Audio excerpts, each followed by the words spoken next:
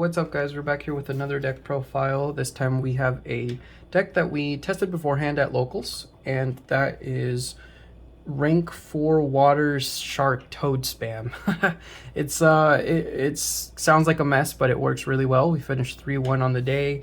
We only took a loss to dinos, but we beat Salad, Odd Ice Pendulum, and Altergeist. It's very simple. It's basically setting up a bunch of negates and then killing your opponent on the crackback, and it does it pretty well. There was a few times when I did brick, didn't see any monsters. It happens. It is what it is. But with that being said, though, as far as locals goes, and if you want to see, I will explain obviously what cards did what for me and how well they did. But if you want to see that firsthand in depth, I do stream locals on my Twitch channel. It's just EmoDad1, as it is my YouTube handle. I'll be the first one to pop up. If you want to come by, say hi. I'll have a link in the description, so on and so forth. It would mean a lot to me. I enjoy streaming on Twitch a lot. We have an awesome community that's growing really well. I do a series basically on Thursdays that I will play a bad deck. It's just called Can We Win With, and then just any bad deck that I'm in the mood for playing, and we try and win as many matches as we can in that single stream with it. Malice Vorce was one of them I did mention in the previous deck profile. This one was one of them as well. And then on Fridays, the day after, we'll just do, it's usually like a 7 or 8 hour stream. Ideally, we do a split stream. We'll play 2 games. We'll play a random game, and then we switch to Yu-Gi-Oh! And then Sundays is a local stream. Anyways, enough about that. We are just going to jump right into this, actually, and I'll just kind of go from there and explain what did what does what. You know, usual deck profile. But you have Buzzsaw Shark, which is the best monster in your deck. It is a toad on its own. You target a water monster and special fish with the same level from the deck. Target itself, and then special any fish from your deck. It does lock you into XYZs from the extra deck for the rest of the turn. That's perfectly fine. That's a vast majority of our extra deck. There's a few other cards, but these are probably the best cards. Lantern Shark, second best. It's a Goblinberg when you summon it. Special summon a level 3, 4, or 5 water monster from your hand, and then you're locked into XYZs. You don't play any other, you just play level 4s, but just thought I'd let you know. You play for your fish targets here off of your Buzzsaw. You play triple white Stingray. You pitch a water monster, special summon it from your hand. If it's specialed from the grave, it can be treated as a tuner. That doesn't come up. We don't play any synchros. It's just the second effect. Let's see here. Silent Angler. If you control a water monster, it's a free summon. You can't special summon monsters from your hand for the rest of the turn, so this is always your last summon. If you know you're gonna be able to get into another toad, obviously, you know, you want to summon it and then shark and then another toad. You don't want to just summon and not be able to get to a toad. Anyways, you play 3 tin goldfish. It kind of is the worst monster in my opinion in your extra deck because it's not a fish, and it's very susceptible to hand traps. Then again, a lot of them are, but it's just an 800 body. Like, it's not very great, but you still need it because it's a water, and that's just the most important factor. And if it resolves, awesome, you got an extra body. You play 3 of the Tanny water monster. It reads if you control no monster, special summon it. It's not if your opponent controls and you don't. It's just no monsters. It's a Tanny.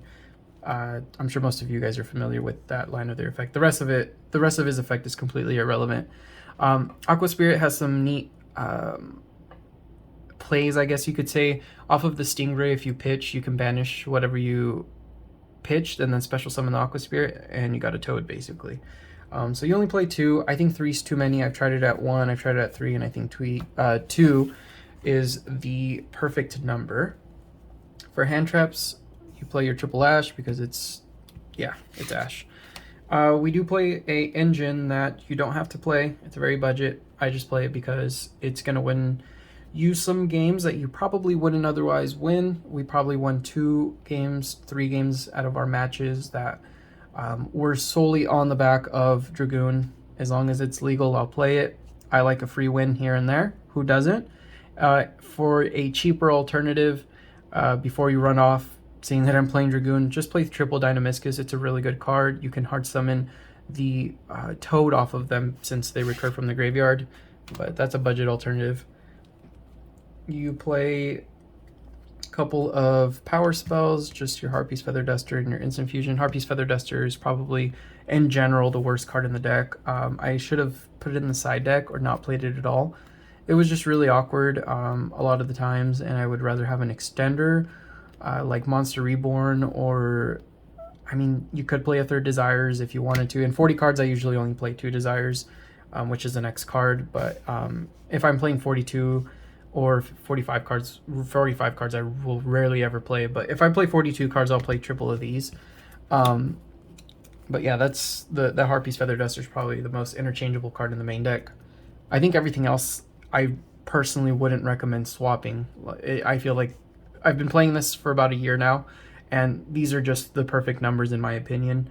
It's 20 monsters, 20 water level 4 monsters, and 10 traps, and then just a bunch of, 6 hand traps and 4 power spells. I think it's just perfect. With that being said, though, Imperm is Imperm. Triple Solemn Judgment, you want to say no to your opponent as much as you can. And on that note, Triple Solemn Strike and 1 Imperial Order. Don't cut this. This is so good. Obviously, it probably wouldn't be super good against like Eldritch or something, but I think it's just, it can be such a blowout card against just any deck that's not expecting it. That's it for the main deck, though. 40 cards, like I said. That's the side deck. Let's jump into the extra deck here. We have triple Bahamut Shark, which is the focal point of the deck, kind of, because it gets you your Toad. Detach a material, special summon a Toad. It can attack. There is times where you want to attack with it if you know it's not going to die, or it's perfectly safe. So you can do a little bit more damage, and then your main phase 2, you make the Toad.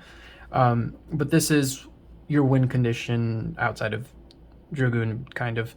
Like I said, there's other options if you don't want to play Dragoon. And also this Toad was reprinted as a rare, and it's like $4. So I think this deck is fairly budget for the most part.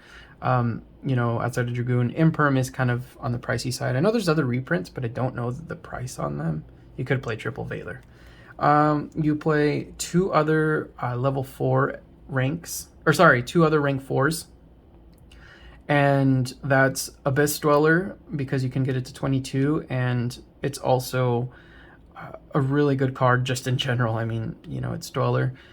And then this is kind of our only real out to Dragoon. I need to find a easier out to it, but you would bait the negate on it and then just attack it, take the damage, and then main phase 2, you would just go into double Zeus. If you can't afford Zeus, Exciton Knight is fine, or you could go Utopia Lightning, so that could get over Dragoon as well. Budget options here. I know that I splurged a little bit when I bought back into Yu-Gi-Oh! And bought some cards that aren't readily accessible to a lot of players. So I want to give some pointers on what might work for you if you can't get to these cards. But one rare fish. I did not realize that this was a foreign when I ordered it. I just literally realized that right now, but I mean, it's just rare fish. Whatever language that is, I have no clue. When I ordered a ton of cards. I didn't really pay attention. Some of them were, and they were foreign, but you play the 1 Dragoon, the 1 Verde to cheat it out. This could be the rank 5B, the Vespanado. I think I'm saying it right, but I couldn't find one. It was either this or that, and I did play test both on EDO Pro. So they both work fine in my opinion, but this just is what I had access to, so I decided to play it. I don't know if I would play the Vespanado, but there's times when you can go double Shark, double Toad, and you would like to make a Vespanado to float into a level 4 from the grave. The 1 Mistar Boy to round out the extra deck. And then for the side deck, this is what we played. Triple Ghost Spell. It's good against certain matchups. I think it should be well, at least in this format, in the main deck, if not, at the very least, in the sideboard. Triple Nibiru. This is a staple for any sideboard. Triple Veiler, which is your alternative to if you don't have access to Imperm. I think, personally, as far as the sideboard goes, it was probably the weakest card, and I wouldn't mind swapping it out for like a Lancia. Lancia would have saved us against Dinos. We got absolutely mopped by them. We got 2-0'd. If you guys want to watch that, like I said, go to the Twitch. It's on there. And Yeah, if this was a Lancia, we would have lived, unfortunately, because I basically just blindsided like all of my extra deck cards to try and do something because your monsters don't get very big, and all that Dinos does is summon a bunch of big monsters, and Dragoon is really your main like guy that can get really big. Anyways, enough about that. You play triple Lightning Storm. It's an equalizer. It's really good. You could play like triple Dark Hole or something for a budget option, and then you play the triple Evenly. I think these have gone down in price a little bit, kind of, but it's just a good card in general, and that's why it's in there. Basically just equalizers. I mean, that's what a sideboard is usually. But that's it. Like I said, we finished 3-1 on the day. We did pretty good. I really like playing this deck. It just takes everything that I enjoy.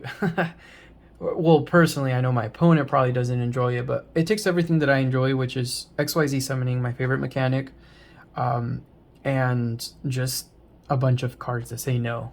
If I can play that in a deck, then I will be a happy camper. But let me know what you think. I'm trying to think of what to finish off with here, but I mean, this is really it. Like, I wouldn't make any changes outside of the triple Lancia for the Veilers, and then possibly a Monster Reborn for the Harpy's Feather Duster. If you have any advice, any tips, I mean, it's always greatly appreciated. Leave a like, a comment. It really means a lot to me. And if you drop a follow on Twitch, let me know in the comments, please. That's like, you know, you're going above and beyond, and I greatly appreciate that. But that's about it. We're gonna wrap it up because I'm just rambling at this point. I'm trying to think of anything that I missed. No, I think we covered everything, guys. We're just gonna hop off there. I mean, thank you guys for the support, and we hope to maintain a steady upload schedule. I have another deck already ordered, and it's waiting basically to be built. I don't know if I'll play it at locals because it is really... I love the deck, but it's really bad. And I've tried it at locals plenty of times before, and it just hasn't worked for me, but who knows, 10th time's the charm. But I will do at the very least a deck profile on it, and I'll sign off with that, and I hope to see you guys in a couple weeks. Thank you, guys.